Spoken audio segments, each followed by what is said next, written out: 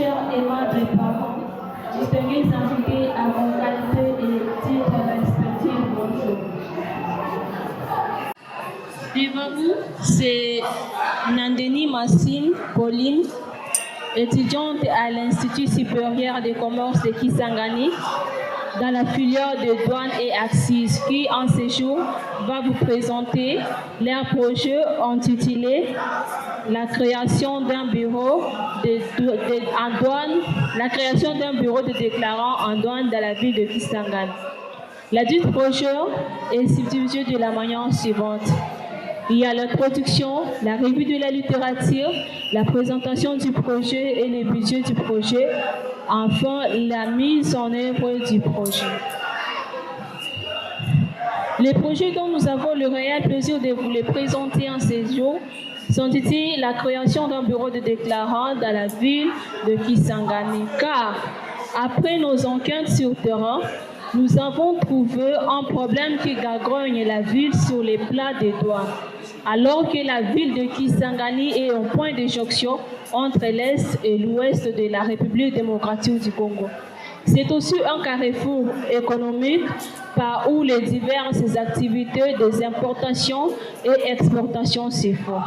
Elle connaît aujourd'hui une expansion de sa population ainsi que de son champ géographique, ce qui traduit son importance future sur les plans économiques dans un avenir proche.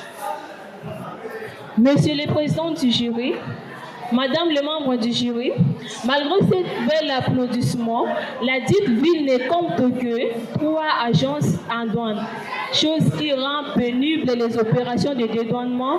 C'est dans cette logique que nous avons pensé concevoir un projet de la création d'un bureau de déclarants en douane à l'issue de notre cursus dans la filière de la fiscalité douane et axes. Nous ne sommes pas les seuls groupes à pouvoir aborder ces sujets. Cependant, IANZAB de 2019, dans le travail porté sur la création de bureaux de déclarants dans les grandes villes de la République démocratique du Congo.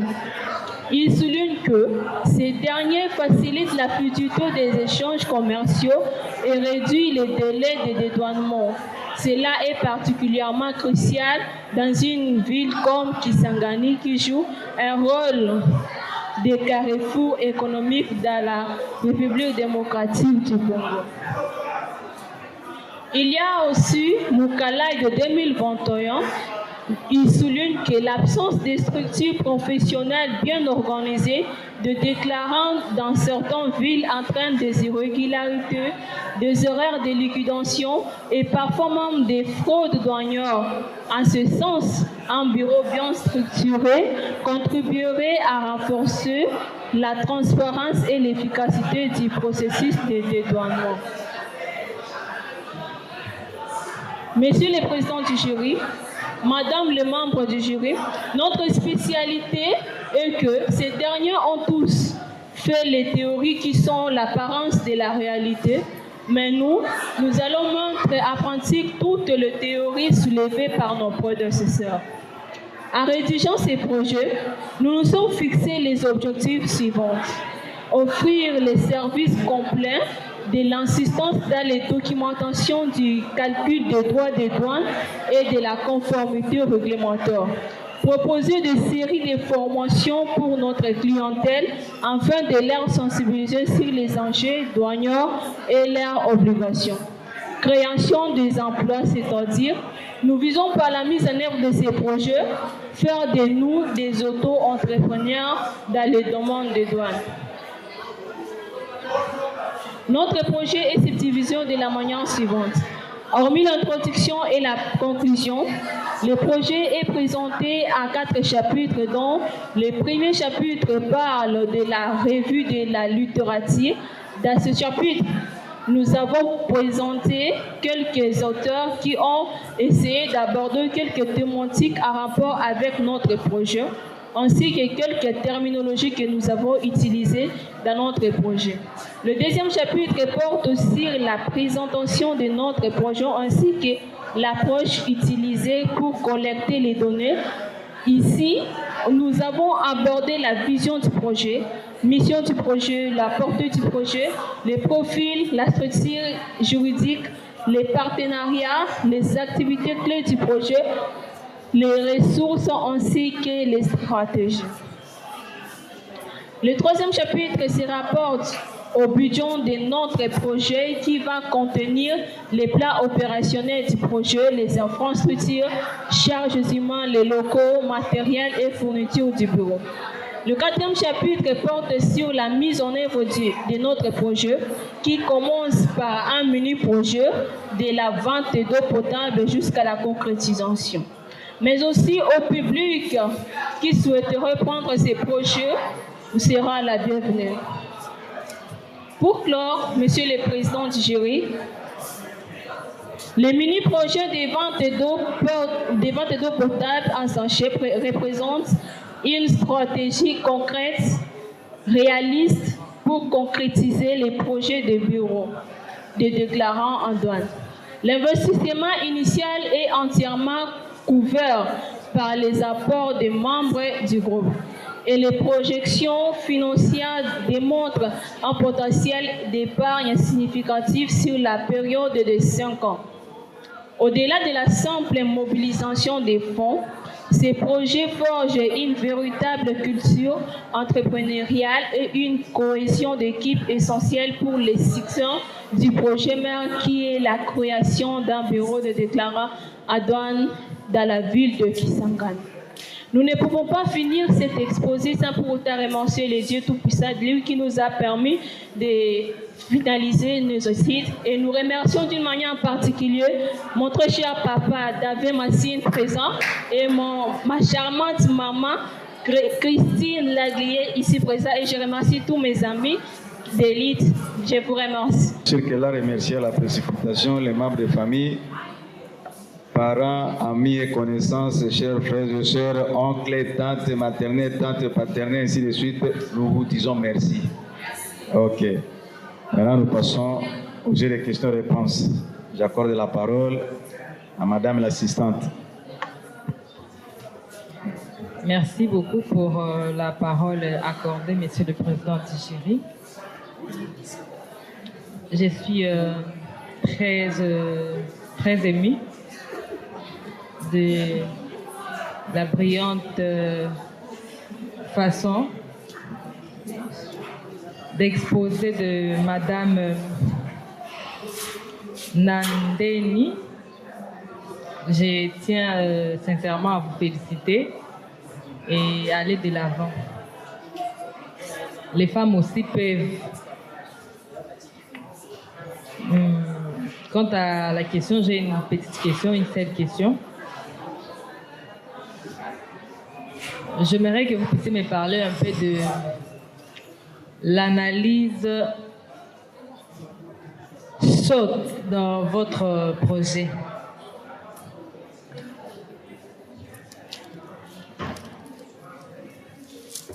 Dites-moi si cette analyse vous a servi à quoi dans votre projet. D'abord, vous nous expliquiez c'est quoi cette analyse et si dans le cadre de votre projet, ça vous a servi à quoi. Merci beaucoup. Merci beaucoup, Madame les membres du jury, pour la question posée. Vous nous avez demandé d'expliquer l'analyse du projet et à quoi est-ce que cette analyse nous a servi dans notre projet. L'analyse SWOT et à quoi est-ce que cette analyse nous a servi dans ce projet. Vous savez, Madame, d'après nos enquêtes, parce que nous sommes de la filière de la fiscalité, douane et accises, vu qu'il est exigé au ministère de l'Enseignement de rédiger un projet à la fin de notre parcours académique qui est à l'annuel 3. Et nous avons fait des enquêtes sur le terrain. Ensemble avec notre groupe, nous avons remarqué que dans la dite ville de Kisangani, qui est un carrefour économique et qui joue un rôle de carrefour économique qui est au point de jonction de l'Est et de l'Ouest de la République, il n'y a que 3 agences en douane. Donc, on a pensé concevoir un projet de la création d'un bureau de déclarants dans la ville de Kisangani, chose qui va donner des emplois.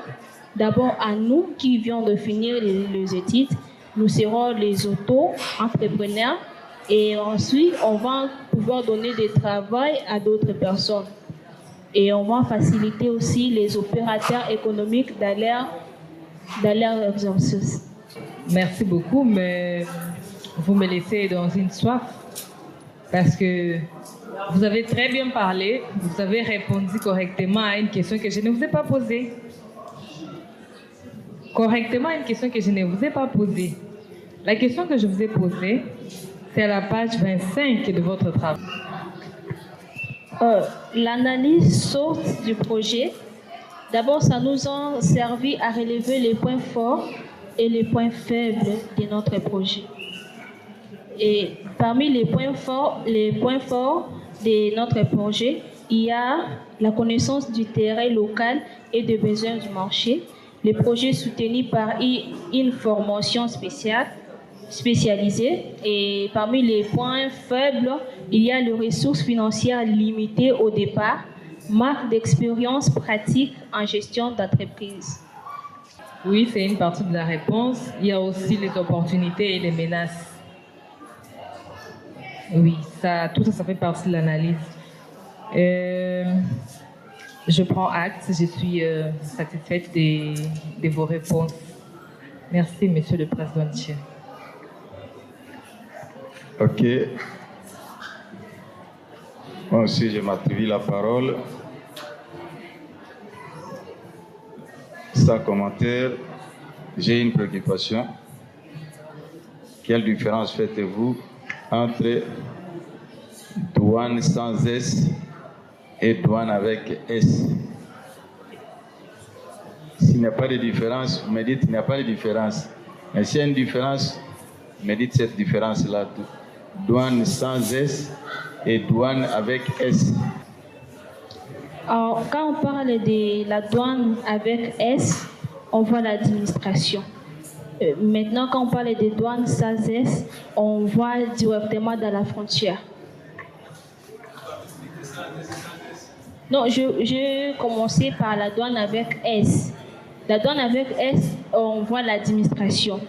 Alors que la douane sans S, on voit les agents en douane qui sont dans la frontière ou encore dans la franchise. On fait plutôt allusion à l'administration. C'est ce que vous avez dit dans votre travail. Ce sont les services. Tandis que douane avec S, ce sont les droits, les prélèvements, n'est-ce pas? Tout comme Axis avec S, ce sont les droits imposés sur les marchandises fabriquées localement. On appelle ça Axis. Tandis que les douanes avec S, ce sont les droits imposés sur les marchandises qui traversent quoi? Les frontières, ok. Ça va, nous sommes arrivés à la fin de notre séance. Le jury vous félicite de votre courage et de votre détermination. Notre sincère félicitation.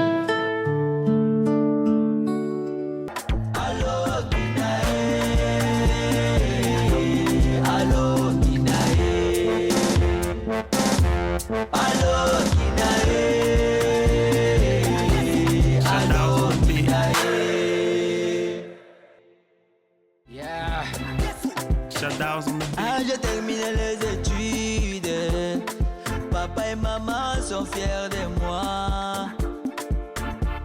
N'a commis diplômé. N'a commis